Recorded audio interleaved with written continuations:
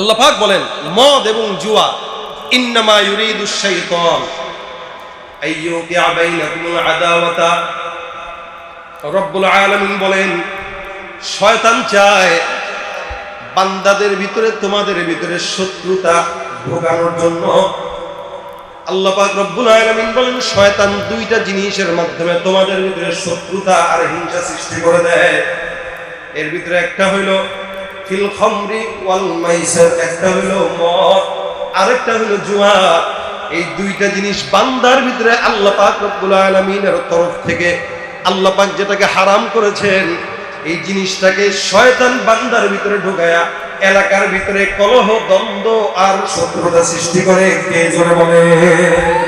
শয়তান। কে করে? এই কথা বলেছেন কে? আল্লাহ পাক রব্বুল আলামিন বলেন হে যুবকেরা, হে মুমিনেরা, আমি আল্লাহ পাক রব্বুল আলামিন বললাম ফাহাল আনতুম তাহুন, এরপরেও তোমরা কি বাঁচবা না? আমি রব্বুল আলামিন বারবার সতর্ক করলাম সমস্ত বান্দাদের ভিতরে, উম্মতদের ভিতরে এই মদ আর জুয়া উম্মতদের ভিতরে বিভেদ সৃষ্টি করে। এই মদ আর জুয়া বান্দাদের ভিতরে শত্রুতা পয়দা করে। সুতরাং মুমিনের দল, তোমরা যদি বাঁচতে চাও, তোমরা যদি এখান থেকে বাঁচতে চাও, তাহলে আমি আল্লাহর আদেশ এই মদ আর জুয়া থেকে নিজেদেরকে 100 হাত দূরে রাখো। ঠিক কিনা? আল্লাহ পাক রব্বুল আলামিন বলেন রাসূল কারীম সাল্লাল্লাহু আলাইহি ওয়াসাল্লাম মদিনায় যাওয়ার পর পয়গম্বর যখন মদিনায় দেখলেন সমস্ত সাহাবা একরাম মদিনার জমিনে মদ পান করে, রাসূল কারীম সাল্লাল্লাহু আলাইহি ওয়াসাল্লামের কাছে কিছু সাহাবা একরাম আসলেন, এসে ডাক দিয়া বলেন ইয়া রাসূলুল্লাহ, মদের ব্যাপারে আপনি আমাদেরকে কিছু বলেন। আল্লাহ পাক রব্বুল আলামিন সঙ্গে সঙ্গে আয়াত নাযিল করে দেন ফায়াসআলুনাকা আনিল খামরি ওয়াল মাইসির কুল ফীহিমা ইসমুন কাবীরু ওয়া মানাফিউ লিন-নাস। এ পয়গম্বর, আপনাকে যারা জিজ্ঞাসা করে মদের ব্যাপারে হুকুম কি, আল্লাহ পাক রব্বুল আলামিন পয়গম্বরকে জানায় দেন নবী, আমি আল্লাহ পাক রব্বুল আলামিন আপনাকে বললাম পয়গম্বর, মদের ব্যাপারে আপনি আপনার উম্মতদেরকে জানা দেন এটার ভিতরে উপকার আছে। কুল ফীহিমা ইসমুন কাবীর।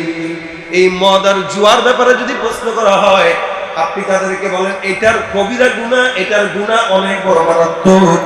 ওয়া মানাফিউ লিন-নাস, গুনাহ যদিও মারাত্মক কিন্তু মানুষের জন্য কিছুটা উপকার আছে। ওয়া ইসমুহুমা আকবারু মিন নাফিহিমা, তবে উপকারের চাইতেও ক্ষতিটা কি? দেখেন সিগারেটের ভিতরে লেখা থাকে ধূমপান স্বাস্থ্যের জন্য কি ক্ষতিকর, এরপরও টানে না। যেখানেই নিষেধ, মানুষের হালত এমন, আল ইনসানু হারিসুন ফীমা মুনিয়া, মানুষকে যেখান থেকে মানুষকে নিষেধ করা হয়, মানুষ ওই জায়গায় বেশি বেশি যায়। আল্লাহ পাক বললেন এটার ভিতরে উপকার থাকলেও উপকারের চাইতে অন্যায়টা বেশি, উপকারের চাইতেও ক্ষতিটা বেশি। পয়গম্বর, আপনি আপনার উম্মতদেরকে জানায়া দেন এই মদ যারা পান করবে, উপকার যদিও সাময়িক সময় আছে, কিন্তু উপকারের চাইতে ক্ষতি আর গুনাহটা 1000 গুণে বেশি। এই আয়াতটা নাযিল করার পর সাহাবা-য়ে-কেরামরা চিন্তা করলেন রাসূল, আল্লাহ পাক রব্বুল আলামিন আয়াত নাযিল করে দিলেন। আয়াতের ভিতরে রব্বুল আলামিন এটাকে হালাল হারাম কিছুই বলেন নাই। আল্লাহ পাক দুইটা গুণ বর্ণনা করেছেন। 1 নাম্বার গুণ হলো এটার গুনাহ অনেক বেশি, 2 নাম্বার গুণ হলো এটার ভিতরে ক্ষতিও বেশি। কিন্তু আবার ক্ষতির চাইতে গুনাহটা, উপকারের চাইতে গুনাহটা অনেক বেশি, এটা আল্লাহ পাক বলেছেন। এই আয়াত নাযিল করার পর কিছু সাহাবা-য়ে-কেরামরা খাওয়াটাকে বিদ্যমান রাখলো, আর কিছু সাহাবা-য়ে-কেরামরা এটা খাওয়া একদম ছেড়ে দিল। কারণ রব্বুল আলামিন নিজে যেখানে বললেন যে মদের ভিতরে গুনাহ বেশি, গুনার চাইতে উপকারটা কম, তার মানে আল্লাহ যেই জিনিসটাকে গুনাহ বলছেন ওই জিনিসটা আর কোনোদিন খাওয়া যাবে না। আর কিছু সাহাবা-য়ে-কেরাম চিন্তা করলেন যেহেতু হারাম করেন নাই, তার মানে খাওয়া যায়। কিছুদিন পরে সাহাবা-য়ে-কেরামের ভিতরে একজন সাহাবী, কিছু দল তার বন্ধু বান্ধবদেরকে বাসায় দাওয়াত দেয়। আমাদের বর্তমান জামানার দাওয়াত চলে, দাওয়াতের ভিতরে যেমন বিভিন্ন প্রকার পানীয় থাকে, আরসি বলেন, সেভেন আপ বলেন, স্প্রাইট বলেন, কোক বলেন। আরবের মদিনার সাহাবা-য়ে-কেরামদের ভিতরে, শুধু আরবের মদিনা নয়, সমস্ত বিশ্বের ভিতরে কুফা বলেন, বসরা বলেন, ইয়ামান বলেন, মিশর বলেন, ইরাক বলেন, ইরান বলেন, সমস্ত জাতিদের ভিতরে মদটা ছিল একটা প্রচলিত খাদ্য, যেই খাদ্য ছাড়া কোনোদিন কোনো বিবাহ অনুষ্ঠান হতো না। এক সাহাবী তার বাসার ভিতরে কিছু সাহাবা একরামদেরকে দাওয়াত দেয়, খাবারের বিশাল বড় আয়োজন হয়, এখানের ভিতরে বিশাল বড় খাসি, বিশাল বড় উট জবাই করা হয়। সাহাবা একরামরা দাওয়াত খাওয়ার পর ওই সাহাবী তাদের সামনে মদ পরিবেশন করায় দিলেন। সাহাবা একরাম খাবারের পরে মদ খাবেন, মদটা পান করলে এমন সময় মাগরিবের আজান হয়ে যায়। মাগরিবের আজান হয়ে যাওয়ার পরে সাহাবা একরামরা চিন্তা করলেন নামাজ পড়া লাগবে। আল্লাহর নবীর সাহাবা একরাম নামাজের জন্য মসজিদে যায়। এমন সময় একজনকে সামনে দাঁড়া করায় দেয়, যাও যাও তুমি এই জায়গায় বসে নামাজটা আজকে পড়ায় দাও, দাঁড়ায় নামাজটা পড়ায় দাও। এমন বান্দাকে নামাজ পড়াইতে দাঁড়াইছে যে মদও খাইছে। পিছনে সাহাবা একরাম দণ্ডায়মান। সাহাবী নামাজ পড়তে দাঁড়া মাগরিবের সময় তেলাওয়াত করে, কুল ইয়া আইয়ুহাল কাফিরুন লা আ'বুদু মা তা'বুদুন ওয়ালা আনতুম আবিদুনা মা আ'বুদ ওয়ালা আনা আবিদুম মা আবাদতুম ওয়ালা আনতুম আবিদুনা মা আ'বুদ লাকুম দীনুকুম ওয়ালিয়াদীন। সূরা পড়তেছে নামাজের ভিতরে কিন্তু ভুল করে ফেলতেছে, কারণ একটু আগে খাইছে কি মদ। দেখেন এই কথাটা কিন্তু মদ হারাম হওয়ার আগের ঘটনা। তার মানে কেউ এটা মনে করেন না যে সাহাবা একরাম মদ খাইছে হারাম হওয়ার আগে, কোন বিধান আসার আগে যেটা খাইছে ওটার ব্যাপারে কোনো গুনাহ নাই। বিধান চলে আসছে তো আর জিন্দেগিতেও সেটা খায় নাই। এখন এই বেচারা তেলাওয়াত করে ফেলতেছে যে কুল ইয়া আইয়ুহাল কাফিরুন আ'বুদু মা তা'বুদুন, আর আমরা কি করি লা আ'বুদু মা তা'বুদুন। নামাজের ভিতরে যখন এই তেলাওয়াত করছে, কারণ মদ খেয়ে আসছে, এজন্য নামাজের ভিতরে তেলাওয়াতে খলত মলত লেগে গেছে যে আমি তার ইবাদত করি, তোমরা যার ইবাদত করো আমিও তার ইবাদত করি। তার মানে ইহুদি খ্রিস্টানরা যে লাত উজ্জার ইবাদত করে, আমরাও কি করি তার ইবাদত করি। নাউযুবিল্লাহি মিন যালিক। নামাজের ভিতরেই তেলাওয়াত শুরু করছে। নামাজ শেষ হইল, কিছু সাহাবা একরাম বিচার দিয়ে দিলেন রাসূলকে, ইয়া রাসূলুল্লাহ আজকে আমাদের বাসার ভিতরে দাওয়াত ছিল, বন্ধু বান্ধবরা মিলে দাওয়াত খাওয়ার পর আমরা মদের আঞ্জাম দিলাম, মদ খাওয়ার পর নামাজে দাঁড়াইলাম, হে পয়গম্বর নামাজের ভিতরে বেচারা উল্টাপাল্টা তেলাওয়াত করে ফেলছে। কাফেররা যার পূজা করে সে তেলাওয়াতের ভিতরে বলছে সেও নাকি তার পূজা করে। নাউযুবিল্লাহ। রাসূল ডাক দিয়া বলেন কি বললা এটা? বলে হ্যাঁ। আল্লাহ পাক রব্বুল আলামিন ডাক দিয়া বলে জিবরাইল আমি রব্বুল আলামিন আয়াত নাযিল করে দিলাম, যাও আমার পয়গম্বরকে জানা দাও। আল্লাহ পাক রব্বুল আলামিন সুন্দর করে আয়াত নাযিল করে দিলেন, ইয়া আইয়ুহাল্লাযীনা আমানু, হে মুমিনের দল, খবরদার খবরদার তোমরা নামাজের কাছেও যাও না, ওয়া আনতুম সুকারা, তোমরা নামাজের নিকটবর্তী হও না এমন অবস্থায় যে তোমরা মদ পান করেছো। অর্থাৎ নামাজ পড়বা যখন নামাজের আগে মদ পান করবা না। যদি মদ পান করেও ফেলো, মদ পান করা অবস্থায় নামাজের কাছের ধারেও যাওয়া যাবে না, ঠিক কিনা? আয়াত দিছেন কে? ইয়া আইয়ুহাল্লাযীনা আমানু লা তাকরাবুস সালাহ ওয়া আনতুম সুকারা। দেখেন এটা দ্বিতীয় ধাপ, কারণ আল্লাহ জানে এটা মদ খেয়ে খেয়ে অভ্যস্ত, এরা হুট করে হারাম বললে পাগল হয়ে যাবে। কোন পান খাবে যদি বলেন ভাই আজকে থেকে আর পান খাবি না, অথবা ভাই বলে মারেন, এরপর এটা বলেন। যারা পান খোর এদের বোঝা হয়ে গেছে কতটা কষ্ট। তারাবির সময় মিয়া পান সামার ভিতরে রেখে এরপরে নামাজ পড়ে নাই, আরে কথা কয় না, এই জায়গায় রাখে এরপরে নামাজ পড়ে। পান ইয়ে ওলামা একরাম কাশা। আমাদের এক হুজুর দর্শের ভিতরে বলতেন যে যেগুলো পান খায় এগুলো জান্নাতে যাবে না। কেন? জান্নাতের দেয়াল পানের পিক ফেলায় নষ্ট করে, বুঝছেন নি? এখন এই লোকরে আরো একটা কথা আছে, পান খোরদের তওবা নাকি আল্লাহ কবুল করে না। এরা বারবার বলে যে পান আর জিন্দেগিতে খাবো না, রাখলাম, এরপর আবার খায় একসাথে। এখন পান যদি স্বাভাবিক একটা খাবার হওয়ার পরও যদি হালত এই হয়, তাহলে মদ যারা খায় এদের নেশাটা কত গভীর। সেখানে আল্লাহ পাক রব্বুল আলামিন তো হুট করেই এদেরকে এখান থেকে বাঁচাইতে বিরত রাখবেন। এই জন্য আল্লাহ পাক ধাপ ধাপ নিলেন, ধাপে ধাপে। প্রথমে বললেন কি মদ পান করে এটা গুনাহ, তবে কিছু উপকারও আছে। সান্ত্বনা দিলেন যে উপকারও আছে, তবে এটার উপকারের চেয়ে ক্ষতি কি বেশি।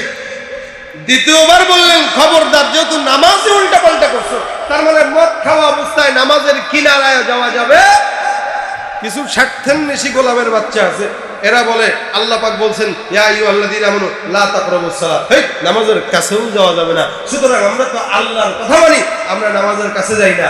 এই যারা হুজুর, এদের কাজ হলো নামাজ পড়া। এই জন্য এরা এমন পীরের দরবারে যায় যে পীরের দরবারে গেলে নামাজও লাগে না, রোজাও লাগে। ওরা দলিল দেয় লা তাকরাবুস সালাত, আল্লাহ কইছে তো নামাজের কাছেও যাওয়া যাবে। কিন্তু পরে কি আছে, আগে কি আছে, এগুলো বলে না। আমাদের এই দেশের ইউটিউবওয়ালাদের মতো আমরা বক্তারা আগে কি বলি পরে কি বলি এটা দেখায় না, মাঝখানের কথা যেটা এটা দেখায়। আর ইনাদের কারণে সমাজের ভিতরে যত বিশৃঙ্খলা তত লাগে। দেখছেন নি কতগুলো আসছে, আমরা বলবোটা কি বলেন, কিছু বলতে গেলেই ঝামেলা। এই জন্য আগে এদের হেদায়েতের দোয়া করেন, আল্লাহ এগুলোর জন্য একটু হেদায়েত দেয়। খবরদার কথাবার্তা যখন লাগাবেন ইউটিউবে দিবেন, হিসাব নিকাশ করে দিয়েন। যত প্যাস, দলে দলে দ্বন্দ্ব, পীরে পীরে দ্বন্দ্ব, সব ইউটিউব ওয়ালাদের উল্টা পাল্টার কারণে। আমি সবাইকে বলতেছি না, এদের কারণেই। এখন যারা করে এরা যেন ঠিক হয়ে যায়, ঠিক না? লা তাকরাবুস সালাহ বইলা পরেরটা না বলে ছেড়েন না। আল্লাহ বলছেন নামাজের কাছেও যাওয়া যাবে না। কি অবস্থায়? বলেন কি অবস্থায়? মদ খাওয়া অবস্থায়। সাহাবা একরামরা কিছু কিছু তো আছে যাদের ভিতরে জ্ঞান ছিল না। সমস্ত সাহাবা একরাম তার জ্ঞানী ছিলেন না, এলেমওয়ালা ছিলেন না। কিছু কিছু সাহাবা একরাম গ্রাম্য ছিলেন, কিন্তু রাসূলকে মানার কারণে সে দামি হয়েছে। আর কতটা দামি, এই জন্য রাসূল বলেন এই সাহাবীকেও যদি কেউ মানে সে হেদায়েতের রাস্তা পেয়ে যাবে। সুবহানাল্লাহ। সুতরাং খবরদার, মনে রেখে শুনবেন, কান খুলে শুনবেন, যারা সাহাবা একরামদের ভুল ধরতে চায় এরা রাসূলের উম্মত হতে পারে না। কারণ রাসূল বলেছেন প্রত্যেকটা সাহাবী সত্যের মাপকাঠি, সন্দেহ আছে। একজন গ্রাম্য সাহাবী, আদনা থেকে আদনা সাহাবী, আবু বকর যেমন সত্যের মাপকাঠি, আবু হুরায়রাও সত্যের মাপকাঠি, ওমর সত্যের মাপকাঠি। একজন সাহাবী যে জিন্দেগিতে নামাজও পড়ে নাই, রোজাও রাখে নাই, শুধুমাত্র রাসূলকে মানার কারণে জান্নাতি হয়েছে মরার সাথে সাথে। এই সাহাবীকেও যদি কেউ মানে, সেও সত্যের মাপকাঠি মানলো এবং সেও জান্নাতি হয়েছে। সুতরাং যারা ইনিয়ে বিনিয়ে সাহাবা একরামদের ভুল ধরতে চায় এরা সাহাবা একরামদের শত্রু, নবীজির শত্রু, ইসলামের শত্রু। কোনো সন্দেহ, সাহাবা একরাম সত্যের মাপকাঠি সন্দেহ আছে? সন্দেহ আছে? আমি কিন্তু এই কথা বলার পরে এই কথা বললাম এই কারণে যে আপনারা আবার বলবেন যে হুজুর বলছে সাহাবা একরাম অনেকে আসলো দ্বীনের জ্ঞান ছিল না। কারণ কিছু, এই জন্য আমি এই কথা বললাম, দ্বীনের জ্ঞান না থাকলেও কোনো সাহাবা একরামকে যদি কেউ মানে সে কামিয়াব। কারণ এই সাহাবী দ্বীনের জ্ঞানের কারণে দামি হয় নাই, সাহাবী দামি হয়েছে রাসূলের সুহবতের কারণে। এই নিসবতের অনেক দাম, নিসবতের অনেক দাম। আমাদের নিসবতটা, উলামা একরামের নিসবতটা স্বয়ং মুহাম্মদুর রাসূলুল্লাহ পর্যন্ত যাওয়ার কারণে রাসূল বলে দিয়েছেন ইন্নাল উলামা ওয়ারাসাতুল আম্বিয়া। আর আরেকজন ডাক্তার যত ইলম অর্জন করুক, তার নিসবত রাসূল পর্যন্ত না যাওয়ার কারণে এর ফতোয়া ইসলামের শরীয়তে গ্রহণযোগ্য হতে পারে না। আর আমাদের ফতোয়া গ্রহণযোগ্য হওয়ার পিছনে শুধুমাত্র নিসবতটা কারণ, যে আমাদের সোহবত রাসূল পর্যন্ত চলে গেছে। খুব বুঝবেন এটা, সোহবতের কারণে দামি। এমন এমন সাহাবী যারা রাসূল করিম সাল্লাল্লাহু আলাইহি ওয়াসাল্লামের সঙ্গে একটু সোহবত পাওয়ার কারণে সারা দুনিয়ার সবচাইতে সমস্ত পীরকে একসঙ্গে করলেও ওই সাহাবীর পায়ের ধুলার সমানও হতে পারবে না, শুধুমাত্র নিসবতের কারণে দামি। দেখেন এই সাহাবী, কিছু কিছু সাহাবী তখন একটু ভাগ হয়ে গেল। কি? এরা চিন্তা করলো আল্লাহ পাক রব্বুল আলামিন তো বলছেন সুকার অবস্থায় নামাজ পড়া যাবে না, সুতরাং কোন কোন নামাজের আগে মদ খাওয়া যাবে না এরা নির্দিষ্ট করছে। যেমন দুই নামাজের মাঝে কোন কোন নামাজের মাঝে সময় কম একটু বলেন তো? জোহর থেকে আসর, আসর থেকে মাগরিব, মাগরিব থেকে এশা। এখন এরা একটা টাইম ফিক্স করছে, যেহেতু মাগরিবের পরে যদি খাই তাহলে এশা পর্যন্ত একটু ঝামেলাও হইতে পারে। এশার নামাজে যদি আবার উল্টা পাল্টা তেলাওয়াত করি, তার মানে মাগরিবের পরে খাওয়া যাবে না। আসরের পরে যদি খাই মাগরিব পর্যন্ত সময়টা কম, 2-3 ঘন্টা তো মিনিমাম পাগলামি থাকে। তার মানে আসরের পরেও খাওয়া যাবে না। জোহরের পরেও যদি খাই 2-2.5 ঘন্টা টাইম, এরপরেও তো ঝামেলা হইতে পারে। জোহরের পরেও খাওয়া যাবে না। এখন টাইমটা কোন জায়গায় বেশি? এশারের পরে আর ফজরের পরে। আল্লাহ তো বলছে সুকারা অবস্থায় নামাজ পড়া যাবে না। তাহলে সুকারা অবস্থায় নামাজ পড়লাম না, তাহলে এশার পরে খাবো? এশার নামাজ পড়ে এসে বাসায় ভাত টাত খায়, ইচ্ছা মতো মদ পান করছে। আবার ফজরের নামাজ পড়ে একটু মদ পান করছে, জোহরের আগে আবার কেটে গেছে মদের আসে। এই হালতে আরেক দিন আরেক সাহাবী, উনার বাসায় কিছু সাহাবা একরামকে, আমরা যেরকম ওলামা একরামরা একসঙ্গে বসে খাবার দাবার খাই, ওখানে কিছু গাওয়া থাকে, আরবরা হইলে গাওয়া থাকে, আমরা হইলে একটু ঠান্ডা থাকে, চা থাকে, সেম জিনিস। সাহাবী মদ রাখছে, উট জবাই করছে, সমস্ত সাহাবা একরামরা মিলে খাবে। এই হইল হালত। এমন অবস্থায় এদের আরবের একটা নিজাম ছিল, একসঙ্গে হইলে মনে করেন আমি একটু গজল টজল পারি, কোনো মজলিসে যদি আমি যাই গজল ছাড়া ওই মজলিস উঠবে না, তো গজল একটা গাইতেই হবে।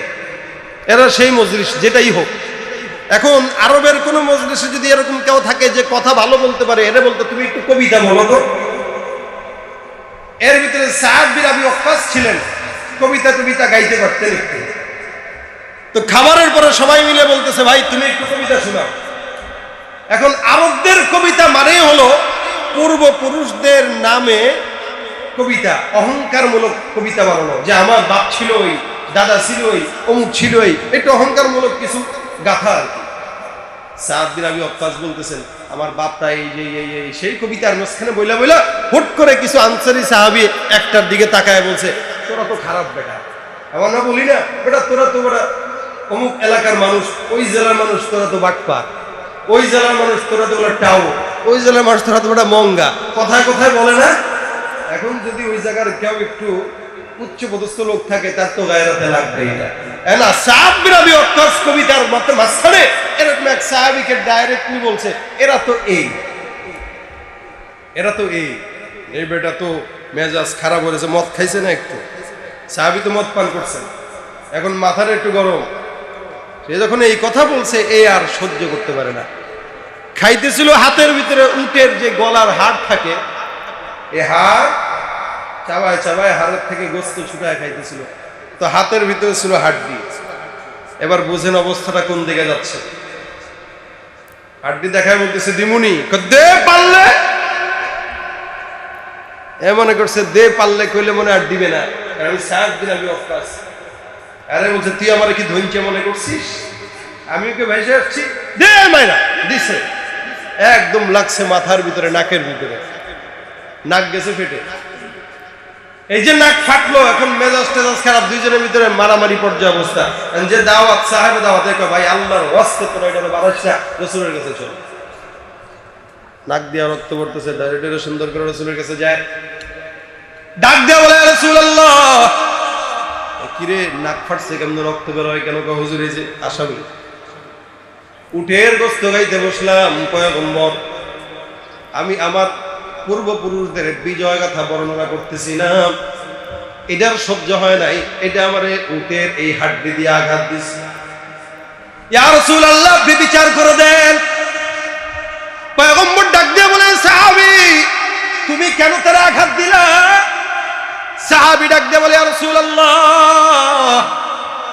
আমরা খাইলাম, আমরা আমাদের সমস্ত খাবারের আঞ্জামে পয়গম্বর তারে বলা হলো তুমি কবিতা আবৃত্তি করো, সে নিজের সুনাম গাইতে যায় আমাদেরকে একদম উল্টাপাল্টার দিকে নিয়ে গেছে, আমাদের বিরুদ্ধে চারণ শুরু করছে। পয়গম্বর আমারে কিছু বলুক সহ্য করবো, কিন্তু আমার বাপরে কেন বললো?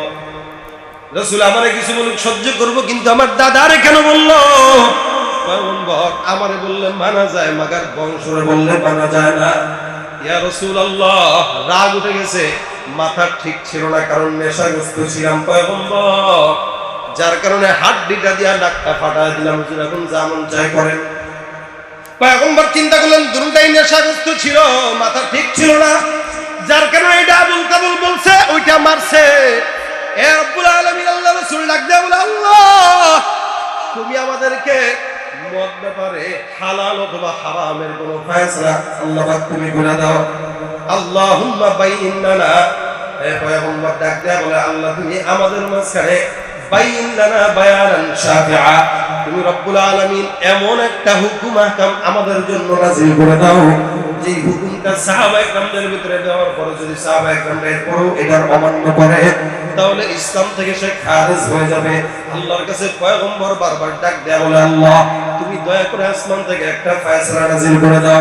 রব্বুল আলামিন ডাক দেয়া বলে জিবরাইল যাও আমার পয়গম্বরকে জানিয়ে দাও আমি রব্বুল আলামিন ঘোষণা করলাম যে পয়গম্বর এই যে সমস্ত কিছু আছে আমি আল্লাহ পাক বললাম খামরু আল মাইসিরু আল আনসাব আল আজলামু রিজসুম মিন আমালিশ শাইতান ফাজতানিবুহু লাআল্লাকুম তুফলিহুন। আমি আল্লাহ পাক রব্বুল আলামিন ঘোষণা করলাম রাসূল এই যে সমস্ত কিছু আমি আল্লাহ বর্ণনা করলাম খামর আছে মাইসার আছে এই মদার জুয়া অন্যান্য যা কিছু আমি আল্লাহ পাক রব্বুল আলামিন ঘোষণা করলাম এতদিন পর্যন্ত আমার বান্দাদেরকে আমি আল্লাহ পাক রব্বুল আলামিন একটু একটু করে বুঝ দিলাম হে বান্দা এটার ভিতরে কবিরা গুনাহ এটার ভিতরে উপকারের চাইতে ক্ষতি বেশি। আমি আল্লাহ বললাম খবরদার এটা অবস্থায় নামাজের কাছেও যাও না। তার মানে তোমরা বুঝতে পারছো যে হারাম করব ভাব। এখন আমি আল্লাহ 3 নাম্বার বারে আমি রব্বুল আলামিন এটার সমস্ত হুকুম একদম সুন্দর করে নাযিল করে দিয়া বললাম খবরদার খবরদার আজকের পর থেকে কোন বান্দা যদি মদ খায় ওই বান্দা আমি আল্লাহর সঙ্গে নাফরমানি করবে, ঠিক কি না? আয়াতটা নাযিল করলেন কে? সাহাবায়ে কেরামরা। রাসূল ডাক দেয়া বলেন সাহাবায়ে কেরাম একদম শহরের ভিতরে বের হয়ে যাও এই আয়াতটা সমস্ত বান্দাদের ভিতরে ছড়ায়া দাও। আল্লাহ পাক রব্বুল আলামিন আয়াত দিয়েছেন এই সমস্ত কিছু সমস্ত দুনিয়ার বান্দাদের জন্য হারাম হয়ে গেল। এই আয়াতটা শুধুমাত্র মুসলমানদের জন্য হারাম নয়, এই আয়াতটা সারা দুনিয়ার মানুষের জন্য হুকুম। আল্লাহ পাক রব্বুল আলামিনের এক একটা আয়াত এটা শুধুমাত্র মুসলমানের জন্য না, এটা যদি ইহুদিরাও মানে তারাও শান্তিতে থাকবে, এটা যদি নাসারাও মানে তারাও শান্তিতে থাকবে, এটা খ্রিস্টানরাও মানলে তারাও শান্তিতে থাকবে। অর্থাৎ আমার আল্লাহর কোরআন রাসূলের হাদিস দুনিয়ার এই সমস্ত বান্দারা মানবে, কামিয়াব 100% কোনো সন্দেহ নাই, ঠিক কি না? এই জন্য দেখবেন ইহুদি খ্রিস্টানেরা আল্লাহ পাক রব্বুল আলামিনের কোরআন রিসার্চ করে রাসূলের সুন্নাহ রিসার্চ করে এরা সমস্ত কল্যাণ নিয়ে যায়, আর আমরা আল্লাহর কোরআনকে অমান্য করার কারণে আমাদের জীবদ্দশা আমরা কোনোদিন সফলতার মুখ দেখতে পাই না। আমরা আল্লাহর কোরআনও মানি না, রাসূলের সুন্নাহও মানি না, আর তারা ঠিকই মানে। আপনি তাকায় দেখেন, আমরা বলি আমাদের রাসূল বলেন বেশি বেশি উম্মত পয়দা করো, আর আমরা বলি 2টি সন্তানের বেশি না একটি হলেই ভালো হয়। আর তারা বছরে বছর সন্তান জন্ম দেয় কেন?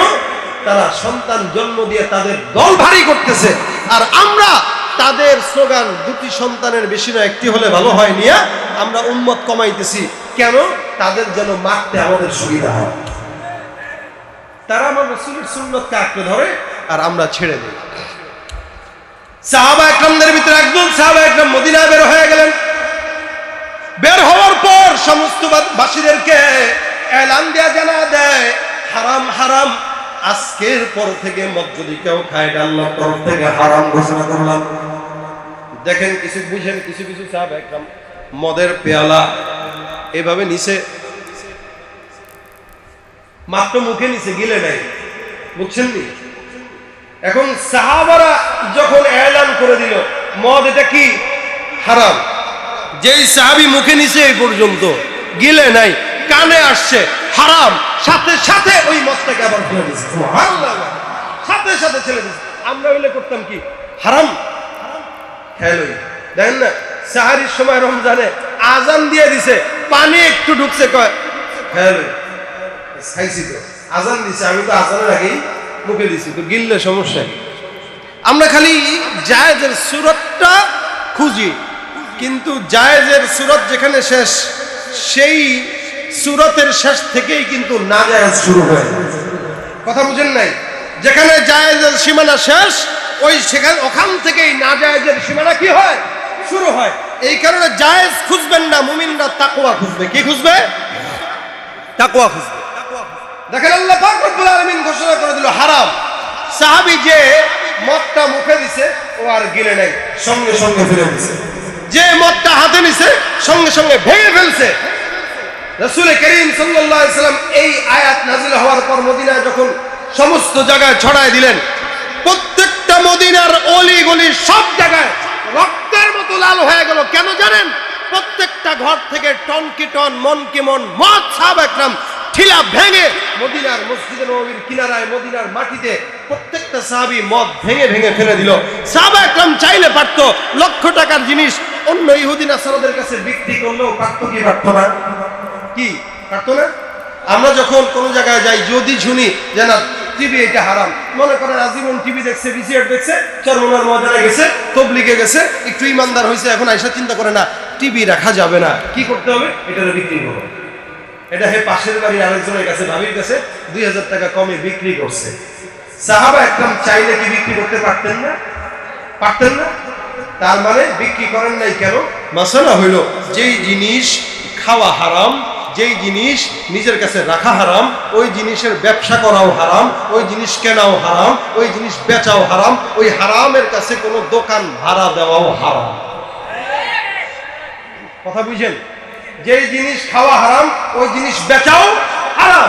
এই কারণে সাহাবা একরাম বেচেন নাই। বেচলে তো টাকা হইতো।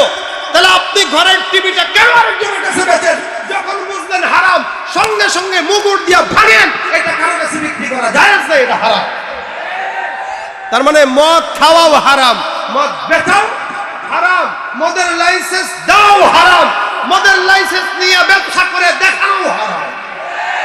আমাদের দেশে এখন অসংখ্য মানুষ আছে এরা প্রকাশ্যে বলে আমার লাইসেন্স আছে, আমি মদ খাই, সমস্যা আমার লাইসেন্স, আমি মদের ব্যবসা করি। মনে রাখবেন এই হারাম ব্যবসার কারবারিদের কাছে নিজের দোকান দেওয়াও ভাড়া হারাম। এই জন্য দোকান যখন ভাড়া দিবেন চিন্তা ভাবনা করে দিবেন আমি কাকে দিচ্ছি, সে কি মদের ব্যবসা করবে কিনা এটা দেখে শুনে দান করে দিবেন। বাড়িওয়ালা যখন বাড়ি ভাড়া দিবেন তখন চিন্তা করবেন আমি যার কাছে ভাড়া দিচ্ছি ও কি নামাজ পড়ে কিনা, ও কি রোজা রাখে কিনা, ও কি ইমানদার কিনা, ওর ঘরের বউ পর্দা করে কিনা, এটা দেখে তারপরে দিবেন। নয়তো কি হবে, কয়দিন পরে যখন ইয়াবার ব্যবসা করবে পুলিশ এসে আপনি বাড়িওয়ালার পাশার ভিতরে ঢালবেন। দুনিয়াতেও অসম্মানী, আখিরাতেও ক্ষতি। এই কারণে বাড়িওয়ালারা ভাড়া দেওয়ার সময় চিন্তা করবেন কোরআনওয়ালাকে ভাড়া দেন, নামাজিকে ভাড়া দেন, ইমানদারদেরকে ভাড়া দেন, কোন বেঈমান নাস্তিকদেরকে আপনার বাসায় জায়গা দিয়েন না, কোন মদখোরকে আপনার বাসায় ভাড়া দিয়েন না। মদের কারবারি করা যেমন হারাম, মদ খাওয়া যেমন হারাম, মদ কারো কাছে বেচা যেমন হারাম, মদের কারবারির সঙ্গে বন্ধুত্ব করা হারাম, মদের কারবারি যে করবে তার সঙ্গে তার থেকে কিছু খাওয়া হারাম। আর আপনি চিন্তা করেন আপনি কোন নেতার সঙ্গে বন্ধুত্ব করছেন, 100% দেখেন খোঁজ নিয়া ওই নেতা মদ খায়। যদি নামাজি না হয় দেখবেন ওই নেতা ইয়াবা খায় অথবা ইয়াবার কোনো বিজনেসের সঙ্গে তার জড়িত আছে। নইলে এত কিছুর পরে, এত মদের বিরুদ্ধে বয়ান করার পরে কিভাবে এলাকায় এলাকায় ইয়াবা পাচার হয় আমাদের বুঝে আসে না। কারা পাচার করে? এরাই তো। সাহাবা একরাম সমস্ত মদের ঠিলা যা ছিল সব বাড়ি দিয়ে ভেঙে ফেলছে, একটাও রাখে নাই। মদিনার অলিগলি লাল হয়ে গেছে, একটা সাহাবী আর তাকায় নাই মদের দিকে। তাদের তো টাকার মায়া ছিল, চাইলে তো পারত। এই জন্য দেখেন আল্লাহ পাক যখন হারাম করলেন, সাহাবা একরামদের হালত পরিবর্তন হয়ে গেল। এখন আর একজন খায় না। আল্লাহ পাক যে ইসলামের দৌলত আমাদেরকে দিয়েছে, মনে রাখবেন খুব, 5টা জিনিসের হেফাজতের দায়িত্ব আমাদের নিজেদের। 5টা জিনিস। কয়টা? একটা হইল দিন। একটা কি? দিন। এটার হেফাজতের দায়িত্ব কার? আমাদের। জোরে বলেন কার? আলহামদুলিল্লাহ আমাদের হুজুর চলে আসছে, নারায়ে তাকবীর। আমি শেষ করে দিচ্ছি, হুজুরের আগে 5টা জিনিসটা শুনেন। 5টা জিনিসের হেফাজতের দায়িত্ব আমাদের। 1 নাম্বার কি বলেন? এই জোরে বলেন, আমার দিকে তাকান। কি? দিন, ঈমান। 1 নাম্বার ঈমান। 2 নাম্বার আমার সত্তা, আমি আমাকে হেফাজত করব। মদ খাওয়ার দ্বারা লিভার নষ্ট হয়, ঠিক না? তার মানে এটার দ্বারা আমার ক্ষতি, তার মানে এটা আর খাওয়া যাবে না। এটার থেকে নিজেকে বাঁচায় রাখা এটা কার দায়িত্ব? আমাদের দায়িত্ব। 2 নাম্বার হচ্ছে সত্তা, 3 নাম্বার হচ্ছে বংশ। বুঝছি। 3 নাম্বার হলো কি? আমার দিকে তাকায় না, কথা শুনে না। বংশ। বলেন কি? বংশ। 1 নাম্বার দিন, 2 নাম্বার নিজস্ব স্বকীয়তা, আমার নিজস্ব স্বকীয়তা, আমার অস্তিত্ব, অর্থাৎ আমাকে বাঁচানোর দায়িত্ব আমার, আমার সত্তাকে বাঁচানোর দায়িত্ব আমার। 3 নাম্বার আমার বংশকে বাঁচানোর দায়িত্ব আমার। বংশ কিভাবে বাঁচে? বিয়ের মাধ্যমে, সন্তান জন্ম দেওয়ার মাধ্যমে বংশটিকে। যারা আজকে মদ পান করে দেখবেন, ওদের মদ পান করার কারণে যৌবিক চাহিদা কমে যায়, শক্তি কমে যায়, ক্রোমোজোম নষ্ট হয়ে যাওয়ার কারণে ওদের সন্তান যেগুলো হয় বিকলাঙ্গ হয়, নয়তো ওদের সন্তান বিকারগ্রস্ত হয়। আর এই সন্তান দিয়ে কোনোদিন বংশ টিকায় রাখা যায় না। বংশ টিকায় রাখার দায়িত্ব আমার। 4 নাম্বার হইল আমি আমার নিজস্ব সম্পদকে আমার জন্য টিকায় রাখবো। আমার মাল, এটার হেফাজতের দায়িত্ব, এটা আমার নিজের হেফাজতের দায়িত্ব। 5 নাম্বার হচ্ছে আমার যত আমল আছে, আখলাক আছে, এগুলোকেও টিকায় রাখার দায়িত্ব আমার নিজের। মদ এমন একটা জিনিস, যেই জিনিসটা এই 5টা জিনিসকেই ধ্বংস করে দেয়।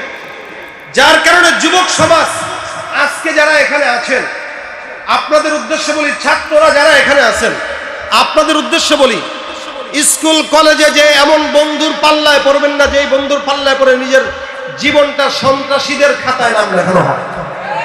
এমন ছাত্রের পাল্লায় পড়েন না, এমন বন্ধুর পাল্লায় পড়েন না। আজকে থেকে নিয়ত করে হাতটা উঠাবেন যে ইনশাল্লাহ আজকে থেকে আর কোনো নেশা জাতীয় হাতে দিব না। ইনশাল্লাহ কারা কারা আছেন? আল্লাহ পাক যুবকদেরকে কবুল করুন। আমি পারবেন তো ইনশাল্লাহ?